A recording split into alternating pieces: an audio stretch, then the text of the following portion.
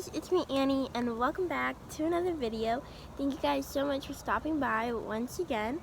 I'm sorry if the lighting isn't that great. The thing is that if I focus it too much on the background, I get really dark, and then if I focus it too much on me, the background can get pretty light. So I'm sorry for that. I'm trying to find a medium point, but it'll change on and off throughout the video.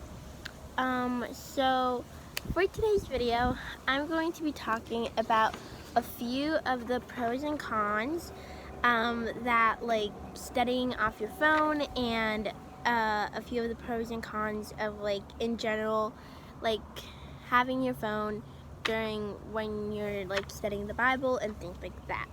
So there's obviously some good things and some also significant bad things. So I think first we should start off by saying that I feel that our phones take a lot of time away from us, and a lot of that time that's taking away from us is not valuable spiritual time that we need, but it's more or less just random time that we're spending on things like YouTube and TikTok and Snapchat and chatting with friends and just being involved with social media and with Instagram and things like that, and less of it being more of a tool to help us find exactly what we're looking for in our spiritual life. So if we're starting off, I think first I should start off with a Bible verse, and it's Colossians 3:2, and a lot of people know it and a lot of people don't, so I'll just read it. It's set your mind on things above and not on earthly things. So set your mind on godly things and on the things of heaven and things like that, then on the more materialistic and not such as important things of the earth. So there's a few pros and cons of using your phone, and I'll just go through them. So we'll do the cons and then we'll do the pros. So con, like I said, is that it consumes a lot of your time, and it can get you hooked on it, and especially if you're not on the right thing. So if, for example, you can be scrolling through TikTok or Instagram for hours and hours and you don't even realize it. The thing number two is that you can have good intentions in the beginning. You can try oh, I'm gonna go and find a verse that talks about this, and then sometimes those good intentions we start off as good intentions can end up becoming bad intentions. And not only that, but we can start off with a good purpose and just get a notification or find out what we last opened up on our web browser, and then we can be oh, and then we can get distracted from what we were trying to look up and just focus on some other things. Number three is that there's distractions from notifications from apps and different social media. So if you have shopping apps on your phone, you can get new promotions, new discounts that come up. You can also get notifications from group chats, from friends and family, from YouTube, from Netflix. You can get different notifications from everywhere, and there's always something, just because you're taking the time to stop your life and focusing on God doesn't mean that all of your social media and the rest of the world is doing it.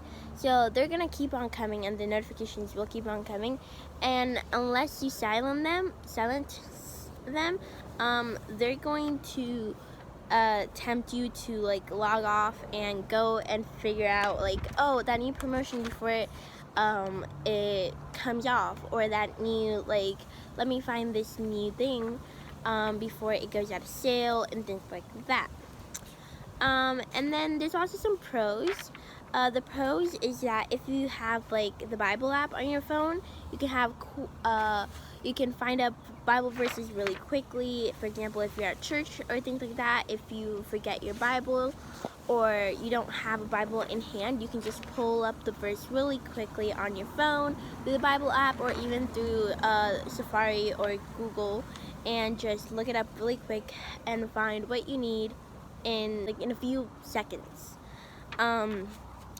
Like questions you might have during a Bible study, like for example, let's say you were reading a chapter and you don't understand it, you can look up what does it mean, what are the meanings behind this. You can find out what people who have studied the Bible for years are talking about and things like that.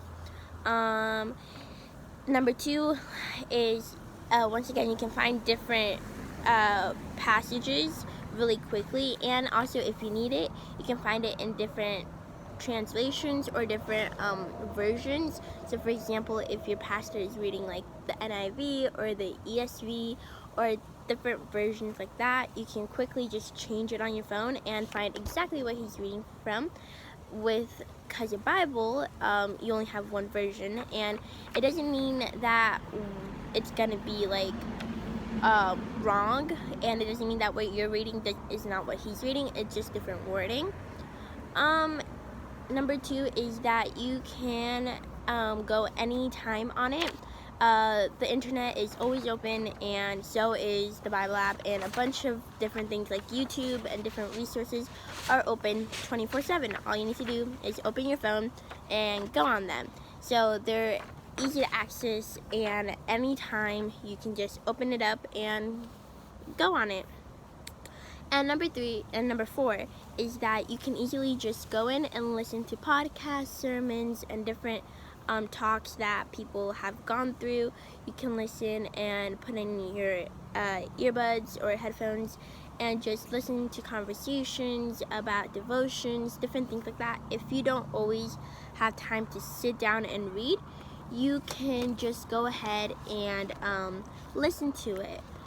Another thing that I realized is a few of the good things about having a Bible, like a paper Bible, instead of having it on your phone, is that on your Bible, it's really easy to like annotate and like write and underline, and you can do that on your phone. Like on the Bible app, you can like highlight and things like that, but it's not the same thing. Like here, you can actually like I don't know, like write it down and actually underline it. And also, if the internet's down, you don't need your phone for that. You can just use the Bible. If the internet's down, the Bible does not run on internet. But also, phones are really portable compared to a Bible.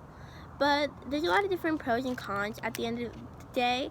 At the end of the day, what we need to remember as our spiritual life is no one's better if they're carrying a Bible around.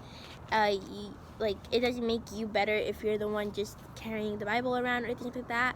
It's your relationship with God, and not exactly how you can compare yourself to other people, because your spiritual life can't be compared to other people, because it's something personal between you and God, and it's something that nobody else can know exactly how it's going on. And people can assume that you have accepted Christ, and other people can assume you aren't living a spiritual life. But at the end of the day, it's your relationship with God, and if it's a faithful relationship, it should be shown without effort. Like, if it should be known that you are following Christ without you trying to make it obvious that you're a Christian. It should just flow out of you. So I hope this video helped you guys, and it was more of a laid back video instead of a devotion. And I just want to say, I don't know when this video is going up, but I hope last weekend was Mother's Day weekend, so I hope you guys had an awesome weekend of the moms who are out there. Have an awesome day, and I love you guys.